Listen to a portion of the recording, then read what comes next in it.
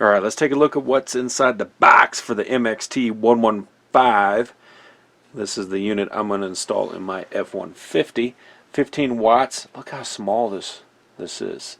What I do like is, right off the gate, you get the DC adapter that can plug into your cigarette lighter, or a lot of vehicles have the auxiliary port that you can plug this in, so you don't have to hardwire it into your battery or buy a separate adapter type of thing. The mic is really awesome because it includes channel up and channel down features, and then you do get your attachment so you can hang your mic wherever you want.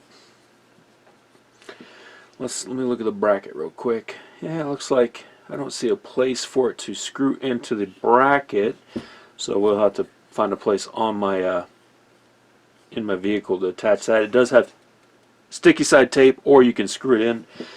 Same with the bracket. You can either use this double-sided Velcro, or you can screw it in to do a hard mount with the bracket. And they do provide some hardware. Another thing with this kit, you do get a little magnetic antenna here. Look how small that is. Amazing. We'll see. This is like a 19-foot cord here, cable.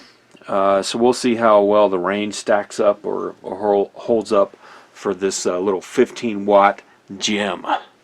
Okay, real quick, I want to make sure you know you do need a license for this. It is a GMRS radio. You do need a license from the FCC.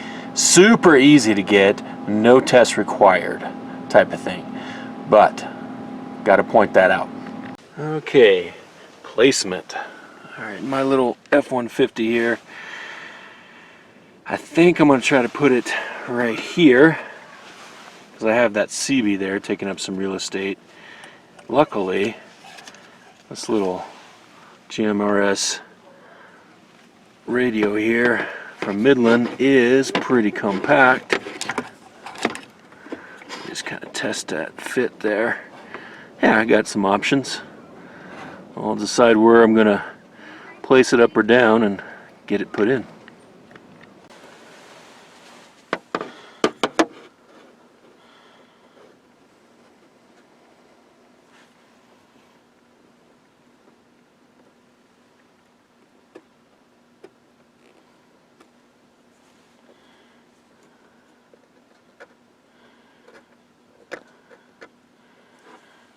Okay.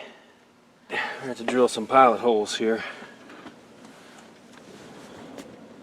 Not the easiest with the shifter in the way.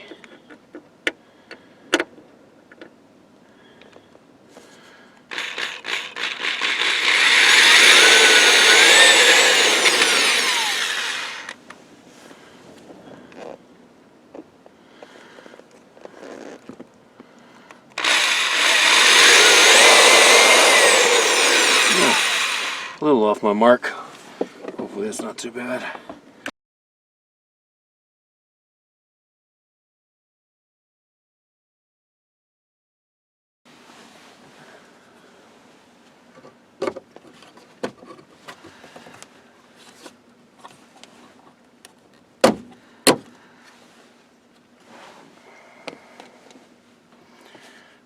Okay. Alright, I'm starting with the antenna in the middle of the roof.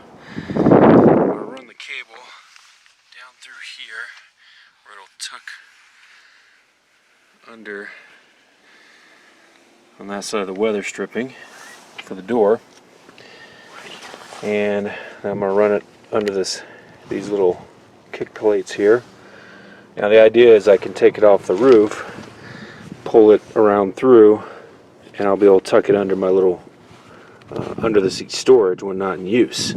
This is, a temporary antenna. Eventually I'll upgrade to something permanent if I really get into this, but for now I've kind of got it routed here. There's a little cutout right here, so I'm going to have the cable dip on the other side of this floorboard, and I've got it run all the way underneath here, and I'm starting to run it under here. I'm going to try to avoid any coils, and because I do have some extra here, any coils, so I don't want to coil it up. I need to stretch it out, and also I'm going to try to keep it as far away from the ignition wiring as possible, so I'm going to go low under this carpet line here and then tuck it back through there and feed up to the radio. That's the plan. Alright, there's the view from the driver's seat. Pretty good. Pretty good. Nothing interferes with my four-wheel drive shift because it all comes, you shift back this way. I do have to, once I am finished with the install, you can see the power cord just laying right here. They both, the CB and this GMRS radio, are going to have to go in right there. I'm going to have to figure out a way just to, ideally I'd like to route the cables behind the dash. That's not going to happen right now, but I'll figure out a clean way to do it. For now, let's just get this thing working, and need to figure out a good place to mount this that's convenient. Okay, there it is. There is the setup for now. That's how I kind of handled that cable management. There is no way around it. Cables are just ugly coming out of this area, but the mic location, I went ahead and went right here for now. I removed that big old ugly bracket and it ripped off all that paint, so I've got some touch-up on there. It's a little bit lighter. That's the nature of the beast with this old thing. And I just used the double-sided tape that was on there for now. If I like this location, I may, there's two screws there, it's two halves, so I may take those out and put some longer self-tapping screws, or do a little drill and put some longer screws in there. But we'll see how long that double-sided tape lasts. Alright, overall location, I like it. I can see the display good. I don't know how well it's showing up on camera. I can also see my CB stuff good, and this still shifts. If I wanted to tuck that around just to get it out of the way, I can, but no problem there, no interference. Alright, and just real quick, you can hit that weather button. At Cheyenne, the wind was northwest at 22, gusting to 36, producing a wind chill of 14. At Laramie, the wind was northwest at 20, gusting to 26, producing a wind chill of 10. I have it on channel 4 right now. Of course, this has repeater capability. Once I'm a little more practiced with this thing, I may do a vid on, well, I think it might be a private repeater. I'll have to see. I'll check that GMRS website again. And you got to set it up to actually be able to use the repeater. But it does have repeater capability with this one, which is nice. 15 watts, and of course range depends on terrain. Let's go do a little bit of range testing. Alright, a little disclaimer so I don't get called out on it. I did give my GMRS call sign when I was transmitting. I was testing the MXT115 and the handhelds with the handheld here at the house, and I'm sitting here editing and having to slice and dice this footage, and it's not showing that from what I'm slicing and dicing here, trying to keep the vid short. I did give it. It is a requirement to give it first transmission and then every 15 minutes afterwards, so keep that in mind. Alright, 0.7 miles away, and there's a neighborhood. This is down the hill, so we may get things kind of blocked because there's no line of sight to my house over there. Mobile 2, this vehicle 1, how copy?